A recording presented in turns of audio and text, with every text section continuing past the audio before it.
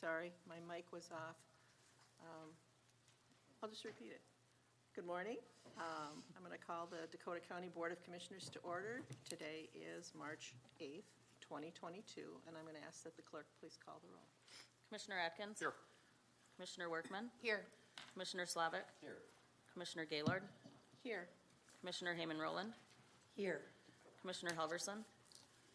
Commissioner Holberg? Here. Commissioner Halverson is walking in right now, so if you would please stand and join me for the Pledge of Allegiance. I pledge allegiance to the flag of the United States of America and to the republic for which it stands, one nation, under God, indivisible, with liberty and justice for all. All right. You'll notice we are now going without masks, which is our big change. Yeah. And I understand from Commissioner Slavic that the positivity rate, It's down to around the 3% statewide right now. excellent, excellent. It seems like we are. Could you speak a little louder? Sure. Mike, you want to repeat what you I said? said the positivity rate is around 3%. So, that, So, very, very good. We were struggling to get to 5, and now it's down, that's that down to 3. So I think maybe we're kind of through at least this wave of COVID-19, and that is terrific. So at this point, we go out to the audience. If there's anyone in the audience that would like to address the county board on an item that's not on the agenda, or an item that's on the consent agenda, you're asked to please come forward. Your time is limited to 5 minutes. I do have one person that signed up, Jeff Sheridan. Jeff, did you want to speak? Good morning, thank you. Good morning. My name is Jeff Sheridan, and I am one of the 4 declared people so far who is running for the office of Dakota County Attorney this year. So I just wanted to stop in and introduce myself to all of you. I will tell you I've been practicing law in Dakota County for 35 years. I have been up against the county attorney's office in nearly every area and every division of the office. I started out doing paternities and child support and moved into the mental health commitment defense and, of course, tons and tons of criminal defense over the course of the years. And the one thing occurred to me that I had never been involved in is seeing what you all do, and I see the county attorney sits with you at every meeting. So I thought I would come down here to both introduce myself to you and try, try to familiarize myself with one more aspect of the duties of the county attorney's office. So good morning and hello. Well, good morning. morning. And thank you for stopping by. And bet. see I if you hope you learned some things before you leave. All right, anyone else? I got somebody waving and pointing, but I don't see anybody standing. Oh, okay, you want to take your coat off. All right, we have somebody else that would like to speak. Come on up. Good morning. Good morning, Commissioners. How are you doing? We're great. My name is Rick Weibel. I'm from Elkton, South Dakota. I am one of the folks that has been doing the data analysis on the 2020 election as well as the 2021 election. There are significant discrepancies and concerns that we see in the data. Also, there are concerns, especially in School District 191, where the numbers don't match. There are also issues that in many of the races, the voter histories for 2021 were not entered in a timely fashion. The deadline by state statute would have been December 14th. For the Lakeville City Council race, only 2% was in the Secretary of State's database December 21st, 2021. That is a significant issue. Our team wants to work with the commissioners as well as the rest of the cities under your direction and your elections department to figure out what it will take to do better. The main issue is when working with attorneys in the 2020 election, it's kind of a funny little game that happens. December 1st is the last day that you can file an election contest. When I'm looking at the data from November 29th, and I have to tell the attorneys, I'm sorry, but I can't see 38.9% of the voters. I can't honestly tell you how many duplicate voters there are, how many dead voters there are, how many UPS store voters there are, how many PO box voters there are. The last three are actually misdemeanors through felonies.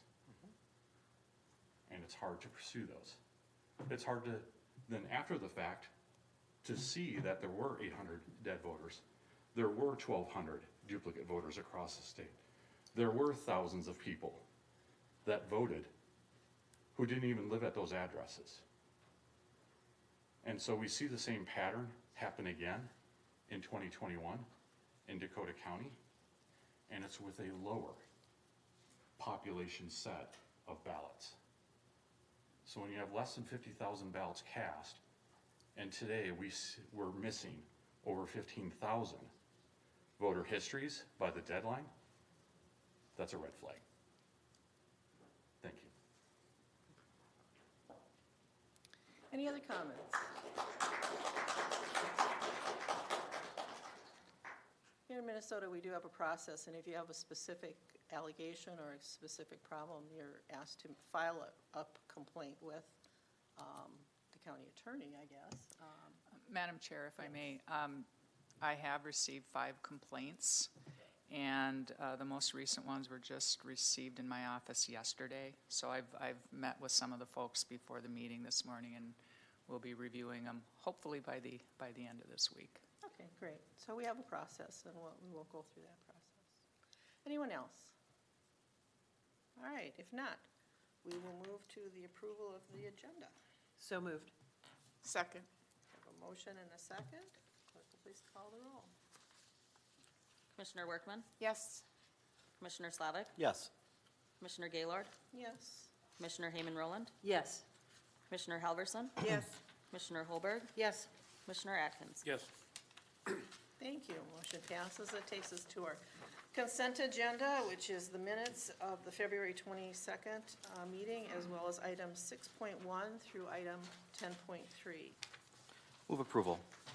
A motion by Commissioner Slavic, Second. second by Commissioner Hayman Roland. Being no discussion, clerk will please call the roll. Commissioner Slavic, Yes. Commissioner Gaylord, Yes. Commissioner Hayman Roland, Yes. Commissioner Halverson, Yes. Commissioner Holberg, Yes. Commissioner Atkins, Yes. Commissioner Workman. Yes. Thank you. Motion passes. That takes us down to our regular agenda today, and we have Assessing Services who would like to address the board on the 2022 market value update. And so Scott Lyons is here to make this presentation. Good morning. Good morning, Madam Chair, Commissioners. Scott Lyons, Director, Assessing Services, and with me today is Joel Miller, Deputy Director. And with this historic change in our assessment, if you have some tough questions related with taxation, we have Arabella Lipinski, Amy Kothi, and Emmanuel Jean with us from Taxation. All right, we've got the whole crew here. Yes. So, give you an update on our current 2022 assessment. As you know, assessors are required by law to appraise all property as of January 2nd each year. And market value is the price that would prevail under competitive open market conditions. State law does require us to appraise for full 100% of market value. Tomorrow, we're gonna have over 164,000 value notices start to mail. Over 18,000 of those will be emailed, which is a 6% increase over last year. Our website data is being updated. We have 2022 market values out publicly now. And there are a few loose ends with tax stubs being worked on today and should be completed by the end of the day. Our main tool to measure our assessment is the Department of Revenue's annual sales ratio study. This guides us in what our changes are needed to comply with statute. We are specifically required to look at sales that occur between October 1st of 20 and September 30th of 21. All these sales are reviewed and analyzed, and then they are measured against the population, and changes are made en masse. We are required to maintain our level of assessment between 90 and 105% on all property types, and all indications are that our level of assessment will meet those goals. They are between 93.5 and 95.4%. So we believe this will be the 28th straight year that the Department of Revenue will not order any changes to our assessment. So some countywide numbers. Estimated market value this year is up 16%. Our taxable market value is up a little more, close to 17% this year for payable 23. We've also added nearly $874 million in new construction, which transpires into nearly 11 million in tax capacity for new construction. Our new construction is up 26% this year over last year. Our tax capacity is now at $780 million for K23. That's a little over a 16% increase. And these figures may reduce slightly over the coming year as values are reviewed with taxpayers and potential class changes. Also, the legislature could enact some change that may impact this later this summer. This slide here is a slide that I had shown you at a prior meeting. This is a slide that indicates this shift of burden onto the residential property with this assessment. For pay 22, the residential sector had 64.5% of the payable tax base, and this year they are up to 67%. Now, as a means to try to display what that may look like with the assessment, taxation did a full recalc for us. They used the 22 county levy, recalced it against the new 22 pay 23 values, and as you can see here, these show you the median change of the different sectors and what may look to be the changes with the sectors based on different levy rates. So as an example, with the residential sector, that's seeing our largest increase at 17%. So a zero levy would appear to add about $4 in the average market value. That is to, in a sense, make up for the decline in the other sectors, such as the commercial industrial sector, which only went up 3.4%.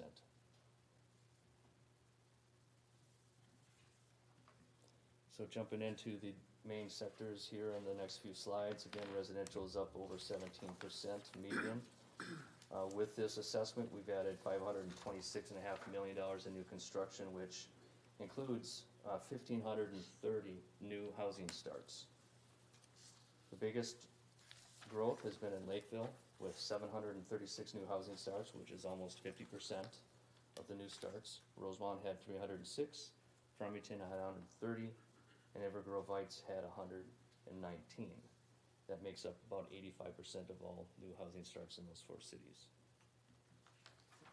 This graph shows the distribution of value change for the residential sector, and all large cities have changed between 13%, which was West St. Paul, up to 21%, which was Hastings. Several small cities and townships do have low to mid 20% increases. I surveyed all my peers in the Metro Assessor's offices to find their median residential value change. As you can see, the median change throughout the Metro is 17%, which we are. The inner urban areas, Minneapolis and St. Paul, raised 10 to 13%. And as you got away from the urban core into the suburbs, you've seen greater increases, such as Anoka at nearly 23% and Scott County at 22.5%.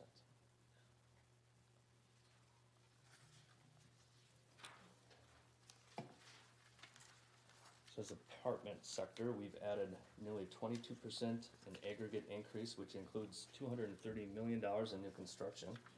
Our median change on apartments was almost 15.5%.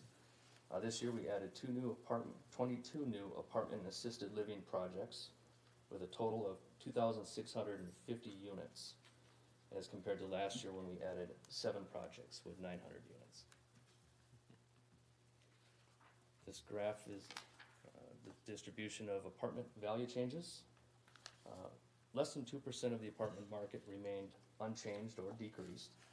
98% increased, with approximately 80% of the change falling between 12 and 21% this year. The commercial and industrial market, commercial changed median increase of 2.37%, industrial a little over 9%, and this includes $116 million in new construction. Some of the highlights in new construction is the 750,000 square foot Amazon Distribution Center, 158,000 Interstate Logistics Center in Lakeville, and we have a 206,000 Lexington Logistics completed in Eagan. A lot of industrial market change this year. This graph shows the commercial industrial sector changes. Again, the industrial sector changed generally 8 to 12%. That's the spike on the right. The commercial sector has increased 1 to 5% this year. Of all commercial industrial, 7% remain unchanged or saw slight decreases. Approximately 55% of the population changed 1 to 5%. 38% received 6% or more increases, which is predominantly industrial. The agricultural sector, estimated market value for both tillable and non-tillable had similar changes of approximately 9% increase. And the taxable market values, which are values set by the Department of Revenue for Green Acre and Egg Preserve, have increased 3%. This graph depicts the changes on the agricultural sector. The house, garage, and 1 acre of farm sites changed similar to the residential market. I've mentioned the 2 first high peaks, but the 15% change to the right, that tends to be agricultural land in larger cities that are influenced by residential development. So that they changed similar to the residential market, where land increased 15%. So with this assessment, I'm sure we'll have some appeals. Starting tomorrow, when the taxpayers are informed with their value notices, we encourage taxpayers to go visit dakotacounty.us/home and property to find some information about the market and the changes and values in their neighborhood. We ask them to contact Assessing Services at 651-438-4200 or email at assessing.services@co.dakota.mn.us. Also, new this year, we've created a new online fillable form that taxpayers can go to dakotacounty.us and search property appeal. When doing that, they will see a big red button to appeal.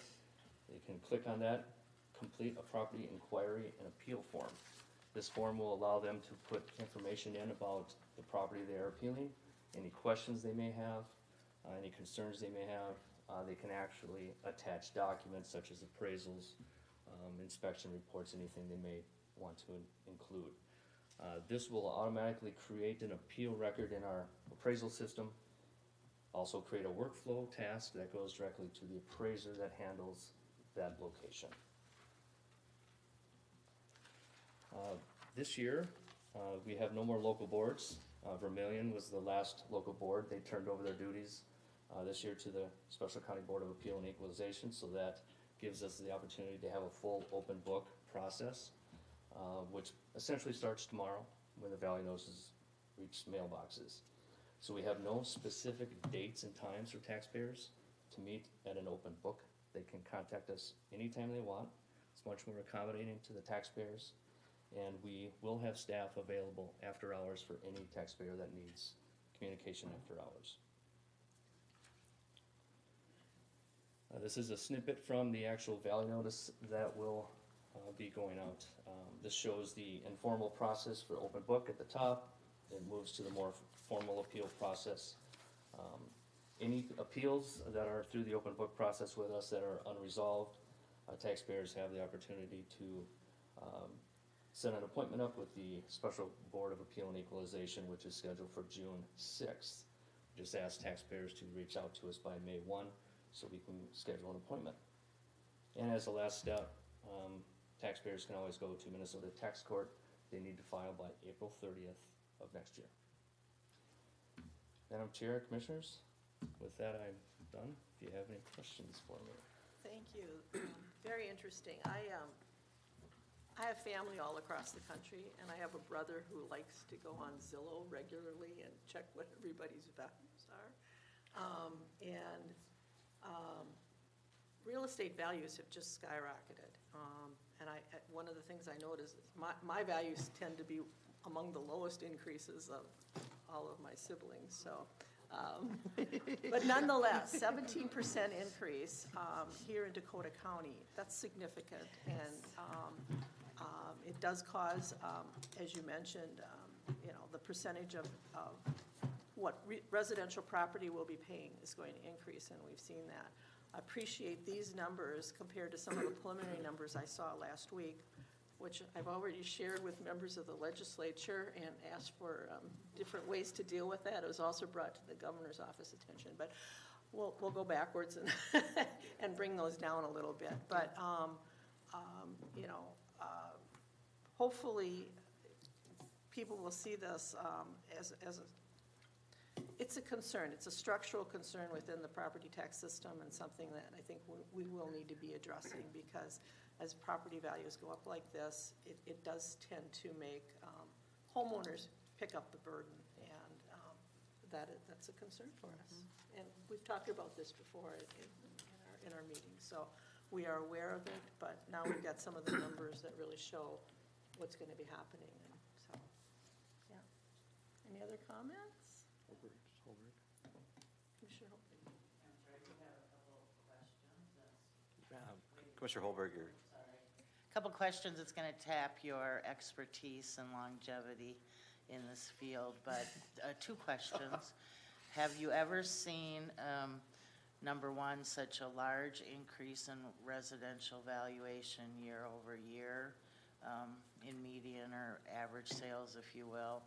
And then the disparity, in other words, a flat or barely appreciating commercial, industrial, ag, and explosion both those things, historically, have you seen, I'm kind of thinking back to, kind of the ups and downs, the 08, 10 kind of frame. Tell me historically how this compares to other challenges in valuations that we've seen. Madam Chair, Commissioner, this is the greatest increase I've seen in my 30 years here at the county. I believe the largest increase we had prior was about 9% median residential change. And of course, it's a challenge with the different sectors having different influences and changing at different rates. Industrial is up strong, apartments are up strong again this year. I'm always shocked that apartments are increasing, and the amount of building that is still happening. There's demands on the different sectors, and yeah, this is a historic shift and change for residential. And then, if I might, in the past, you've had this wonderful map for geeks where you can bring up the county, and each parcel is shown by a color gradient that reflects their year-over-year valuation increase. Is that still available? And if so, where the heck is it? Because I've been looking for it. And I'm historically known for not being able to find things on the website, so your department should not take it as any shortage in your department. But I think I think the public would, it's a very easy way to see across the country what this looks like for a more lay person, and if it is available, maybe make it more prominent, and certainly an email with a link to it would be outstanding. Yes, Madam Chair, Commissioner, I have all this information ready to be sent in an email with links to the different information on the web, including all those value change maps that you mentioned. So that'll follow up here today. All right, well, I appreciate the good work of your office, and there's no doubt that in the near future, your office is going to be flooded with calls. This is going to be very shocking to many residents in Dakota County, and, you know, I'm glad that you're there, and good luck, because I think you're going to get a lot of calls. Madam Chair, Yeah, thank Commissioner, you. thank you.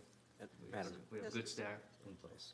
Mr. Smith? Oh, Madam Chair, just to reflect a little bit on Commissioner Holberg's question. So, my own history goes back to 1988 in the Property Tax Division at the Department of Revenue. And when I first saw this, there was nothing in my memory going back to that date where we had a single year jump that big. And Commissioner Gaylord's comment, my immediate reaction was just sort of horrified, anticipating what that shift might look like. And I think I was very relieved, as I know you all are, to see that the shift is not nearly as great as you might think.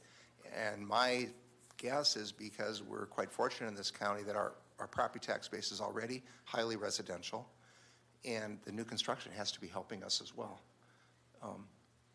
But still, Lakeville. Yeah, thanks. Commissioner Slavic? Thank you, Madam Chair. The first question is, this is going to go on your actual property identification tomorrow? Is that, so we'll be on the website tomorrow? Payable 22 information, this assessment is out public as of this morning. Okay. We do have staff making sure and verifying it's all accurate. There are some loose ends, such as tax stubs that are still being analyzed and produced for publication with the goal of today. Also, but the valuation notice part in there is not on. Okay, Valuation notice is also needed for today. it's not on, so it's not there yet. It must be I coming looked right today. away. So it's not on any, I checked out a property in every city and haven't found it yet, so. Yeah. So it must be, but the stubs are, so so it must be a process that's happening still, so. Yes.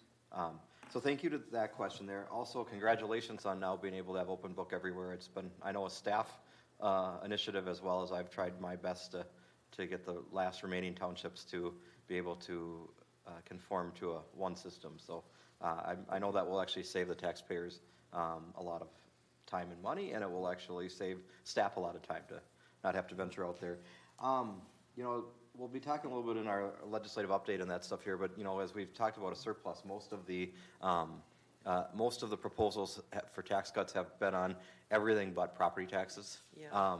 And I think that if we can play a role, and it was certainly brought up as we met with the legislators last week, that tools in the toolbox that can go in and maybe ease some of the pressure of this increase is certainly something that I hope as a board we spend a little bit of time thinking about, and as the associations were part of, because I'm all for a tax cut, but I think that if we leave out one sector of this problem, we're going to go and just make it exasperate it even further.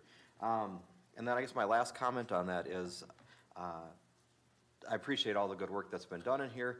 This is actually more of pleasantly surprised than what I was expecting, especially where in my other hat I saw those 20 to 30% increases from January to July on the real estate side of things, and on the residential side, just what was happening in a 7-month period last summer. So I can, this is not surprising for anybody who was in the real estate market in 2021. I think they're not going to be surprised when they see their statement, but those who have not moved in the last 10 plus years, this will definitely be a shock on what they see.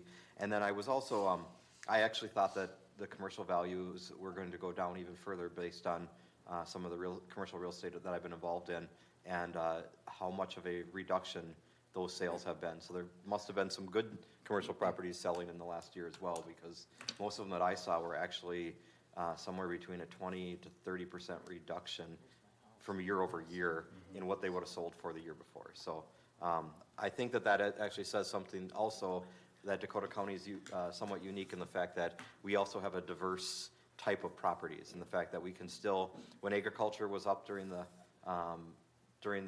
last big recession and housing market values were down, we were able to have a little more balance, and now it kind of, so we've been able to be a little more broad, even though the pressure is being put on residential. I think that as we work with our city partners and as the county and the CDA to make sure that we do have a diverse type of properties in our county is going to be able to go and kind of level the field a little bit better than what other counties will experience. So thank you for your good work.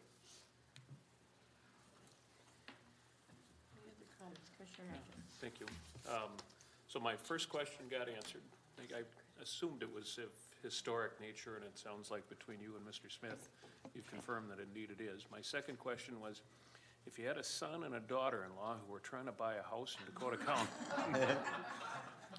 but I'll leave that one for somebody else, maybe Commissioner Slavic with his other hat on. But the third was mostly a comment, and that is, so I've had the benefit, my wife and I, to own some properties in other states. I was talking to a group 2 weeks ago, I guess, of a number of folks who had properties elsewhere, and to a person.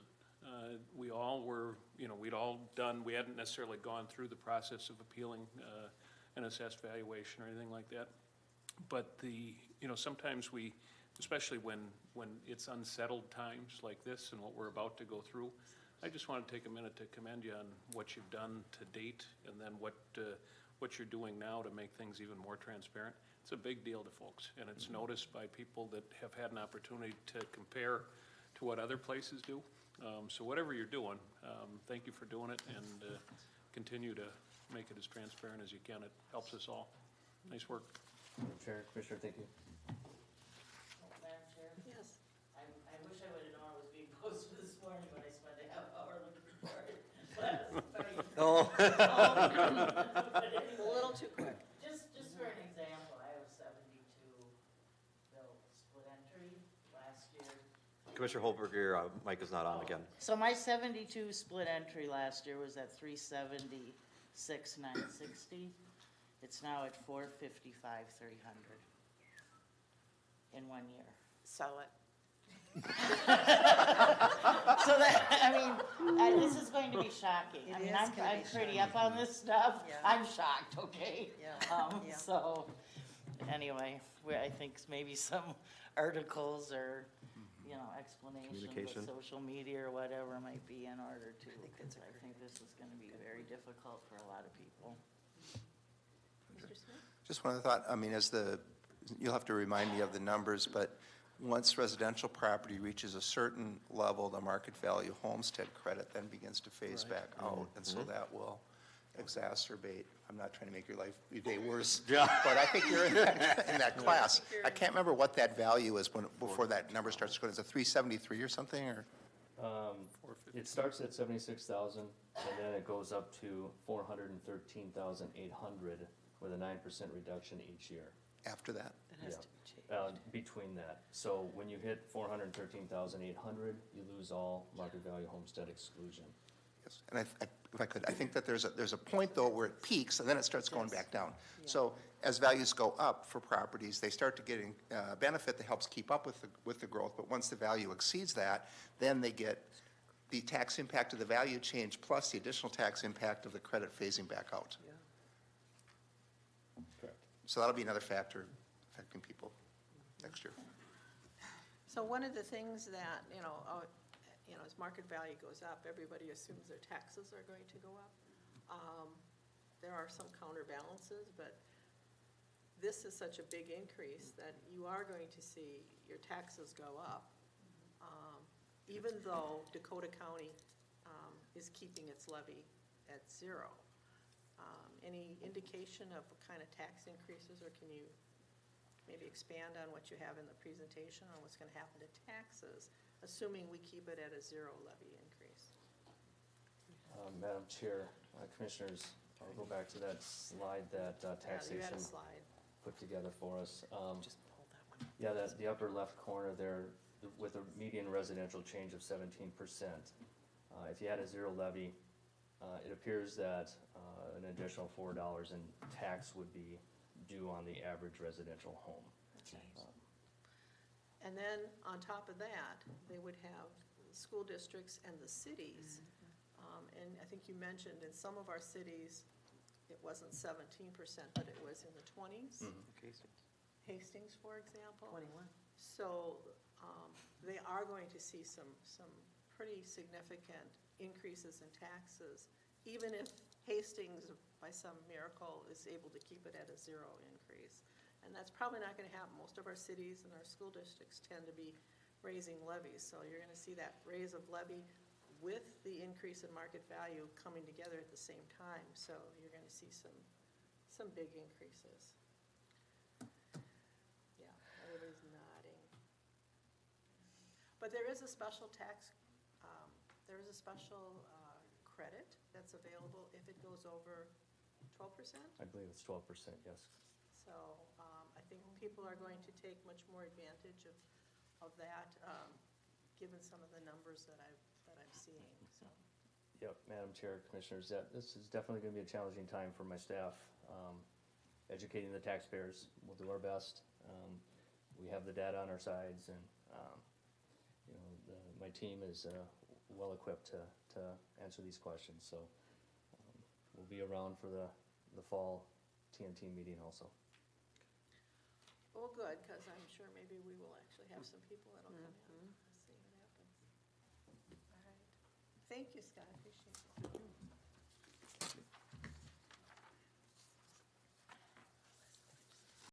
All right. That takes us to 12.1. We'll just go back out of some of this here for a second. This is a request for a closed executive session on the acquisition of property in Mendota Heights. Is there a motion to move into closed session? I will move that we move into closed session. I'll second. Okay, we have a motion by Commissioner Heeman Roland and a second by Commissioner Slavic. Clerk will please call the roll. Commissioner Gaylord? Yes. Commissioner Hayman Roland? Yes. Commissioner Helverson? Yes. Commissioner Holberg? Yes. Commissioner Atkins? Yes. Commissioner Workman? Yes. Commissioner Slavic? Yes. Thank you, motion passes. Any estimate of time?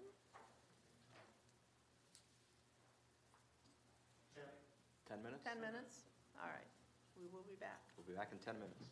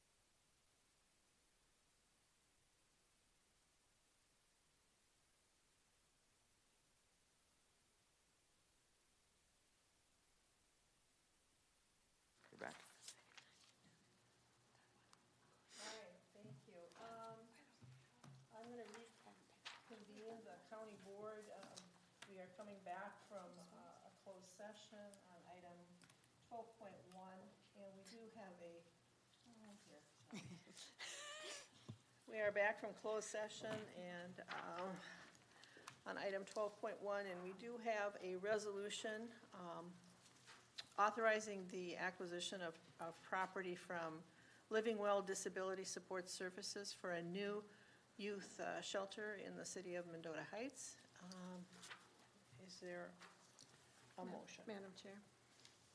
Commissioner Helverson. Thank you, Madam Chair, and maybe just to set the table a little bit to remind us where we've been as we've gotten to this, because there's been so much work behind the scenes. I've really been grateful to be privy to a lot of it, particularly the outreach with the neighborhood. So starting back last summer when this, or last spring when this became a potential property that could serve a really important need that we weren't meeting in the county ourselves, which is the service of kids who don't have a safe place to stay, who need some immediate crisis intervention.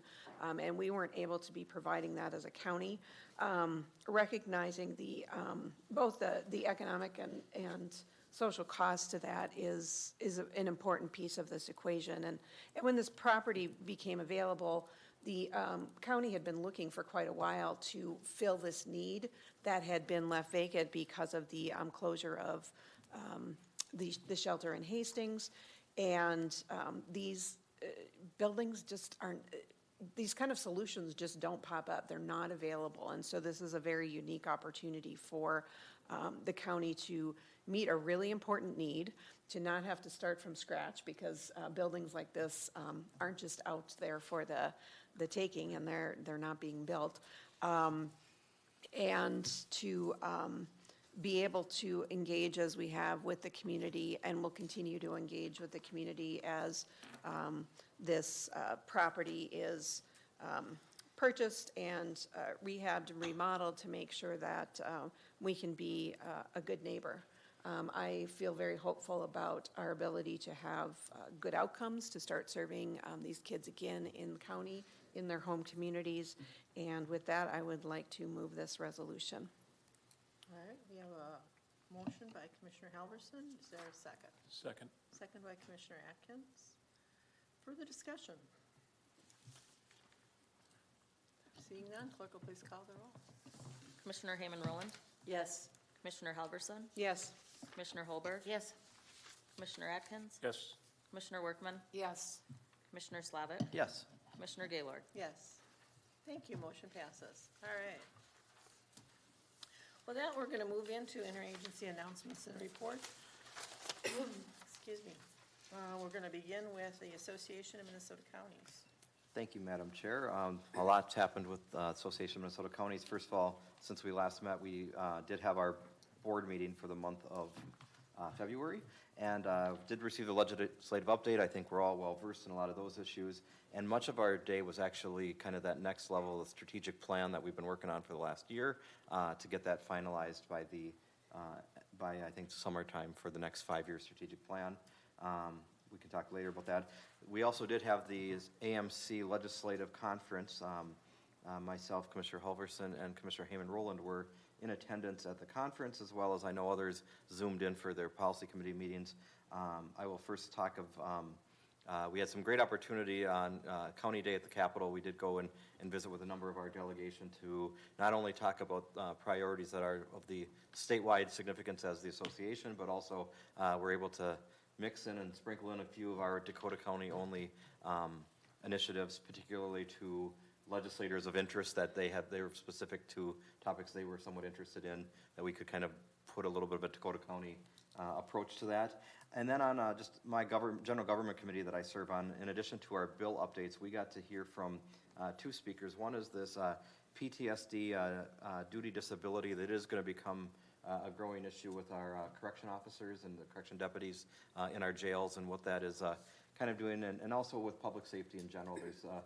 There's looking at some legislation changes to that are going to be pretty significant in terms of cost and also a benefit to counties and cities. So did get an update on that, as well as then saw a presentation from one of the statewide organizations relating housing and homelessness. Their focus was far more on the homelessness side. We were able to kind of have some conversations and look at really the differences between Metro and Greater Minnesota with some of those issues, but then also was able to have some of the conversations on more the housing side, that we kind of shared some of our challenges at the CDA to try to make those advocates who are at the Capitol every day aware of kind of the other end of the spectrum when you actually have the places where individuals will go, that we need to be better partners on that. So that was a little bit there, and I know that Commissioner Hayman Rowland and others maybe will have more to say on that. All right. Other comments on AMC? Commissioner Raymond? Sure, thank you, Madam Chair. Our governor's AMC Public Safety Committee focused around justice reinvestment and the Governor's Council, and this has been a AMC priority for all 87 counties. There's 15 members of the council. That includes all three branches of government, as well as criminal justice stakeholders, and one of the members is our very own Sheriff Tim Leslie. And over the last year, AMC and other community correction stakeholders have worked to identify areas of improvement in probation and find alternate funding methods that don't pit delivery systems and counties against one another through this funding process. And the way probation is currently funded, got the expert in the room here, the burden, the way the probation is currently funded is unsustainable and puts an increasingly large burden on counties. And so AMC recommends an increase in funding of 20 to 25.3 million in supplemental budget for counties, tribes, and a simpler, more equitable funding system. We also had a presentation on JJAC, which is the Juvenile Justice Advisory Committee, and the Minnesota Justice Office comprehensive review of the structure. And that comes from the funding from the federal government and Title II funding. And it provides data and support in education and technical assistance to police and jails across Minnesota. And Dakota County's Matt Bauer serves on that mental health committee for JJAC. Sheriff Leslie and Chief Deputy Joe Lico and Commander Pat Enderline presented at the LEC on the LEC Specialized Care Edition. And the committee was impressed with Dakota County on the vision for efficiency and effectiveness in leading for better outcomes in law enforcement. And then I wanted to thank Commissioner Slavic, because we went around and spoke with our legislators, and we talked about some housing issues along with the other issues that AMC has. And I wanted to note that Senator Duckworth was authoring a bill in the Senate for a housing demonstration program, and Representative Reier is authoring that bill in the House. And that concludes my report. Thanks, Madam Chair. Commissioner Halverson. Thanks, Madam Chair. I just wanted to briefly mention I attended the Housing and Services Committee meeting, and my microphone is not on. We're giving Nathan his cardio today. He has to keep jumping up. And I just wanted to raise that conversation that both mental health and substance abuse disorder were big topics of conversation. It's relevant for what we're talking about here at Dakota County for a number of reasons, including the potential for a new mental health facility, the way that we deliver services at that facility. We heard from the group that helped develop the Olmsted facility, which is a partnership amongst many counties. One of the presenters was actually Nexus Family Healing, which is our provider that's been hired to run the youth services center that we just voted to build. So they are providing services at what is turning out to be a really successful model, and I think that we have a lot that we can learn from Olmsted and the way that they're delivering services. We will have some interesting conversations, I think, at NACO this summer, because when it comes to treating substance use disorder in our jails, we have some real hurdles with the way that federal government allows us to fund that, fund medications to treat substance abuse disorder. And what we're doing is we are not able to provide medications to people who are on parole because of federal law, and those costs get shifted to the county. Not a big surprise.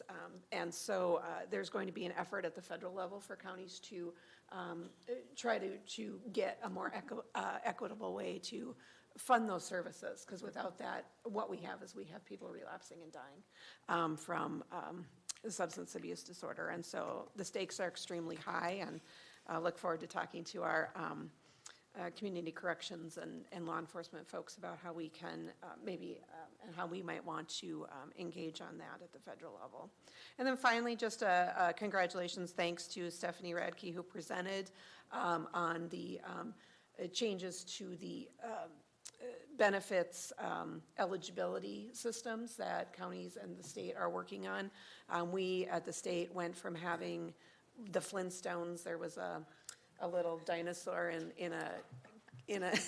a treadmill that was essentially running our IT for human services, and it was outdated, it was not served, it was not funded, and there was efforts to fund that. A lot of this effort has been happening at the county level because that's where the rubber meets the road on benefits. And so Dakota County has been a leader on redefining and rebuilding how we're going to do benefit eligibility statewide. So I just wanted to say thanks to her for that work. That is all. Thank you. Any other AMC? Commissioner Atkins? So I'm our assignee to the Environment and Natural Resources Committee of AMC. We did not really do anything, but we did have a nice meeting. And there was really no new policy or anything like that. It was mostly get out and talk to your legislators. My favorite moment, though, was Senator Carrie Rood, who's the chair of the Legacy Committee in the Senate. She was slotted for 30 minutes on our agenda. I don't think she was told she was making a presentation. So she gets out and she goes, "How y'all doing? Questions?" And she then proceeded to give the best legislative update, because I think she realized what was going on and that she hadn't been told. She gave about a 25-minute update that was insightful, and I mean, it was just one of the best legislative updates that we had had. So it wasn't a lot of talk about environment, but it was very good thoughts and suggestions and recommendations on how to proceed this session. So I was glad that I attended. She did great. All right, thank you. All right, let's move on to. Nope, Madam Commissioner Chair. Holberg. Oh, I Commissioner guess I Holberg, have to sorry. report on transportation. I'll be very brief. We did have a last-minute substitution. Chair Hornstein had to bow out at the last minute, so I can't say that our replacement was anywhere as enlightening. But there were two presentations, one on Towards Zero Death and the explosion of deaths on our road systems, both local, county, and state, attributed, some believe, to speed and other lack of enforcement, general crime. Of note that when there are shootings on the freeways, those numbers are not included in the freeway deaths. So the new phenomenon of the being shot on the freeways aren't, those numbers are on top of the numbers. And the other one was on the continual, rather new move to have more local control on setting speed limits on roadways within cities and counties. The AMC position is to keep it the way it is, with MnDOT having that authority and the ramifications of what some communities may or may not do in neighborhoods. And so, at least in the Transportation Committee, unanimous support for keeping it the way it is and not having the option for cities and counties to set their own speed limits on their own roadway systems. All right. Well, thank you all for those reports. Appreciate that. Let's move on to Dakota Broadband. Thank you, Madam Chair. We are meeting March 9th, and part of on the agenda is a system plan update. We'll be going over the survey that will be going out to stakeholders. Another discussion, we're continuing this discussion on the CNET policy. And the IRU, the Technical Advisory Committee, made recommendations for some changes in the IRU. But it broadened the category of CNET users. So that's still, we discussed that at the last meeting, and it's headed for another discussion at this next meeting too. So more to come.